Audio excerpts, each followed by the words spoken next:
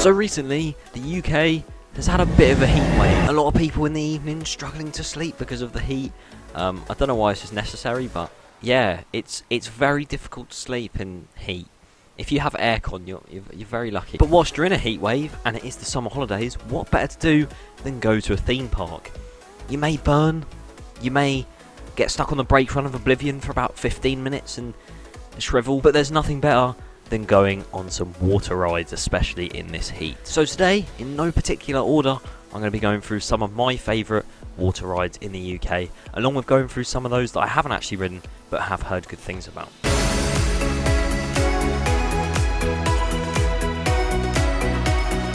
Drenched at Oakwood is one of the water rides on this list that I haven't actually been on, so I can't tell you everything about it and the experience of it, but I have heard good things. It opened back in 2002, known as Hydro, which is what it was named when I last went, which means I probably went about 16 years ago.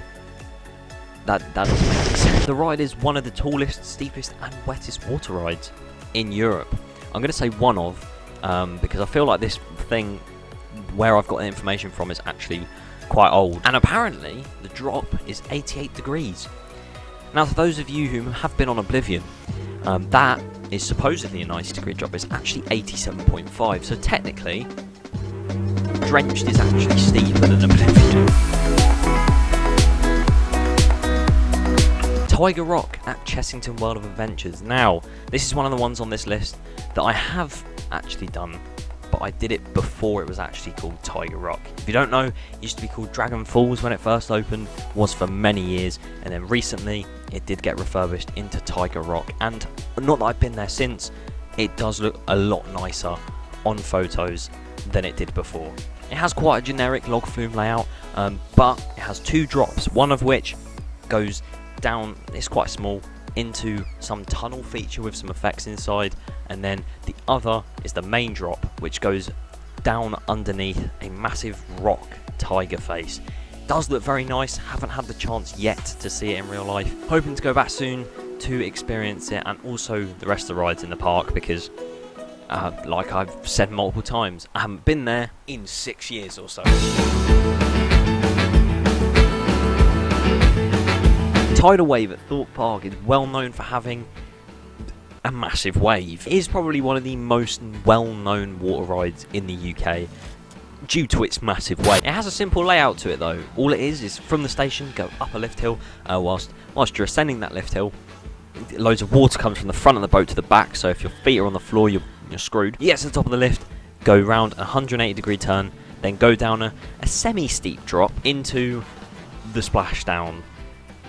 And it's pretty big. It is around 85 foot tall, with the drop just being shy of that. And here's a fun fact for you all. The splashdown itself is around the same as having 2.5 bathtubs dumped on you.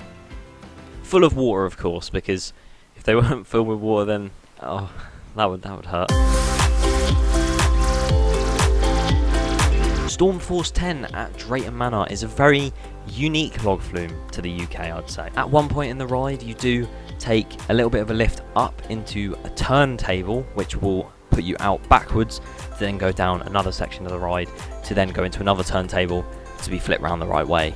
Because you can imagine if it didn't flip you back the right way, you would then go down the massive drop backwards, and that would probably hurt when you hit the bottom. The main drop itself is around 60 foot tall, and I forgot to mention that right at the start of the ride, you do go into a little bay, and then it lifts you up, and you drop down a first drop straight out of the station. Again, never done this one. I don't know why I'm talking about it in such detail. I don't know enough about it. Now, this ride I'm about to discuss is going to get an honourable mention because it is actually quite a fun ride. Now, I've said multiple times that I feel like the area it's in could be used a lot better. It does look quite out of place on the skyline, and also it just looks very ugly to look at. But Storm Surge at Thorpe Park, I can't lie to you, with mates, it's actually really fun. The ride does have some water effects to it. There's a lot of like sprays and fountains downwards into the trough, I guess. Is it trough? I don't even know. I just think that Storm Surge, you could actually stick someone on it just lying down. It could even go up the conveyor belt at the start, and then it would get to the top, and it would genuinely be a decent water slide. So Valhalla at Blackpool Pleasure Beach is more of a dark ride than it is a water ride, even though it's basically an indoor water ride that gets you absolutely drenched. The ride itself is encaged in a massive warehouse, but right at the front you've got this massive rock face wall, which has a massive waterfall going down it if the ride is working, which, talking of the ride not working, it is of course not, well, it's not working, it hasn't broke. The ride itself is actually going under a major refurbishment for the 2021 season. Unsure what that will mean, whether they'll completely rip out the inside and redo it, or they'll just, I don't know, replace it with Dora's World Voyage. You never know. But as said, it does get you drenched. Of course, on the inside, it's a dark ride pretty much, so it's got a lot of fire effects. There's a cold room and a hot room. Obviously, this may completely change by the time the refurbishment is done, but it is a brilliant ride, and I definitely do recommend it when it does reopen. And then, of course, it wouldn't be a top. How many have I done? Like top 6, top 5, something like that. It wouldn't be that without some honourable mentions. You've got Viking River Splash at Legoland Windsor. It's quite a nice rapids ride with a lot of Lego features and stuff. Of course, why do I even have to mention that? It's Legoland, of course there's going to be Lego features. You've got the likes of Congo River Rapids at Alton Towers and Rumba Rapids at Thorpe Park, even though Congo River Rapids is just a leisurely ride around a river. It doesn't really get you that wet. Battle Galleons at Alton Towers as well. There's a few splash battles here and there, like at Flamingo Land. There's quite a few water rides that I have been through today. Of course, I can't go through every single one and pinpoint every single one and its features, because I'd be here for about...